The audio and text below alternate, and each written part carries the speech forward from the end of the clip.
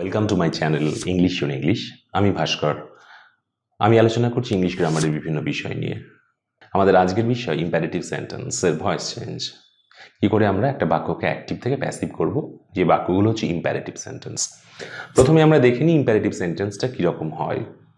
Imperative sentence হচ্ছে সেই সেন্টেন্সগুলো যেগুলো দিয়ে আমরা কাউকে কিছু অর্ডার করতে পারি, আমরা অ্যাডভাইস দিতে পারি কিংবা রিকোয়েস্ট করতে পারি। একটা উদাহরণ নেওয়া যাক। Do it. Do it do it এই বাক্যটার মানে হচ্ছে এটা করো।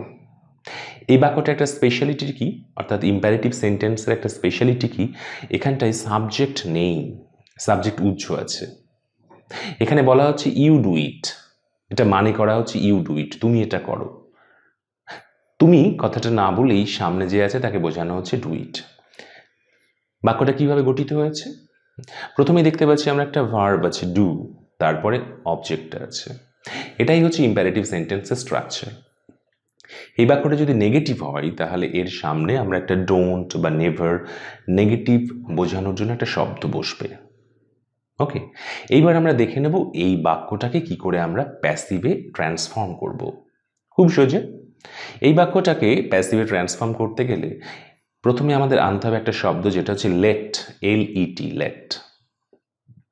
লেট সামনে এলো, এইবার অবজেক্টটাকে বসাতে হবে। এখানে অবজেক্ট হচ্ছে ইট, তাহলে ইট লেটের পরে বসলো, লেট ইট। তারপরে আমাদের আনতে হবে একটা BE বলে এই ওয়ার্ডটা, বি, লেট ইট বি। এবং শেষে যে ভার্বটা দেওয়া আছে তার কোন ফর্ম? পাস্ট পার্টিসিপল, ভার্বের থার্ড ফর্ম। ডু ভার্বের থার্ড ফর্ম ডু, ডিড, ডান। তাহলে এই বাক্যটা কি হলো? Let it be done. পরিষ্কার? আরেকবার বুঝিয়ে দিই। প্রথমে লেট এলো, তারপরে অবজেক্ট এলো, তারপরে বি বসলো, তারপরে ভার্বের থার্ড ফর্ম বা পাস্ট পার্টিসিপল। এইভাবেই আমরা ইম্পারেটিভ সেন্টেন্সের প্যাসিভ করি। আরেকটা উদাহরণ নিয়ে নেওয়া যাক। Open the door. Open the door একই রকম স্ট্রাকচার, প্রথমে ভার্ব তারপরে অবজেক্ট, দরজাটা খুলে দাও। কীভাবে করব? প্রথমে অবভিয়াসলি লেট আসবে, লেট এলো। অবজেক্টকে এখানে দ্য ডোর, দ্য ডোরকে বসিয়ে দাও, লেট দ্য ডোর, তারপরে BEB, let the door be. Open ভার্বের third form opened, let the door be opened. পরিষ্কার? আমরা বলেছিলাম নেগেটিভ বাক্যটা যদি এটা হতো ডোন্ট ওপেন দ্য ডোর, তাহলে কি হতো দেখে নেওয়া যায়। একই রকমই হবে, একটা নট আমরা ইউজ করব। কেমন? প্রথমে বসলো লেট, তারপরে দ্য ডোর অবজেক্ট, তারপরে not. Late the door not be opened, let the door not be opened. পরিষ্কার? আগের বাক্যটা ছিল ডু ইট, সেটা যদি এরকম হতো ডোন্ট ডু ইট, তাহলে কি হতো? ডোন্ট ডু ইট প্যাসিভ করে ফেলি আমরা, let it not be done, let it not be done. Okay, আচ্ছা, অর্ডার ছাড়া আর কি হতে পারে? আমরা বলেছিলাম অর্ডার ছাড়া হতে পারে অ্যাডভাইস। আমরা এবার একটা ইম্পারেটিভ সেন্টেন্স নিই যা দিয়ে কিছু অ্যাডভাইস করা বোঝায়। Help the poor, help the poor. এটা একটু ডিফারেন্টভাবে করব। এটা কিভাবে করব? আমরা শুড মোডাল ইউজ করব। আমরা ফার্স্টে নিয়ে নিচ্ছি দ্য পুয়ার, ওকে, তারপরে শুড, তারপরে বি, তারপরে হেল্প ভার্বের third form helped. The poor should be helped, the poor should be helped. Okay, আরেকটা উদাহরণ নিই, তাহলেই পরিষ্কার হয়। Respect the elders, respect the elders. এল্ডার্সদের শ্রদ্ধা করো, গুরুজনদের শ্রদ্ধা করো। কি করব? The elders should be respected, the elders should be respected.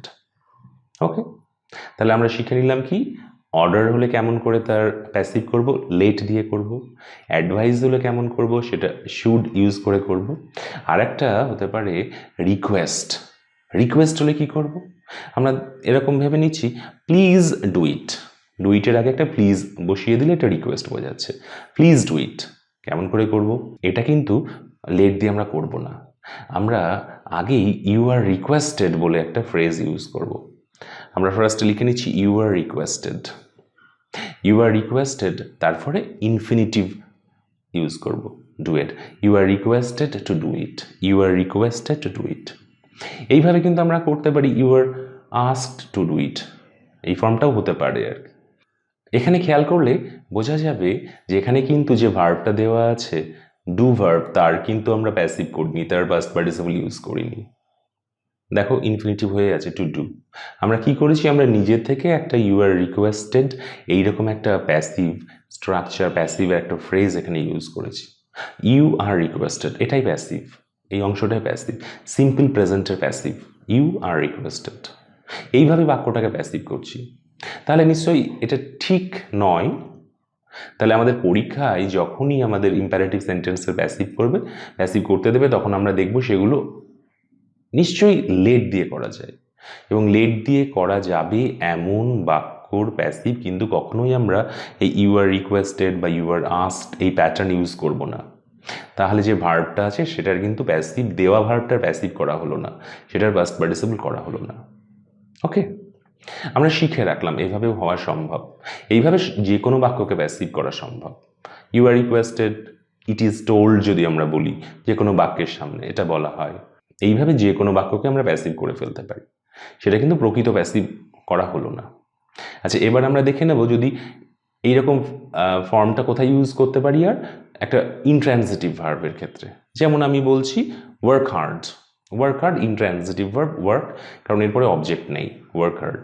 এটাকে কি করে প্যাসিভ করবো, অবজেক্ট নেই, ওই টেকনিকেই করতে পারি যে you are told to work hard, you are told to work hard, you are asked to work hard. ঠিক আছে, তাহলে আমরা আজকে মেনলি শিখলাম যে কি করে ইম্পারেটিভ সেন্টেন্সে প্যাসিভ করতে হবে এবং লেট দিয়ে করতে হবে। ওকে, আর একটা হতে পারে অ্যাডভাইস হলে মোডাল ইউজ করে করতে হবে।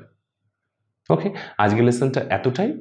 ভিডিওটা ভালো লাগলে লাইক করে দিও আর চ্যানেলটা সাবস্ক্রাইব করো। Thank you.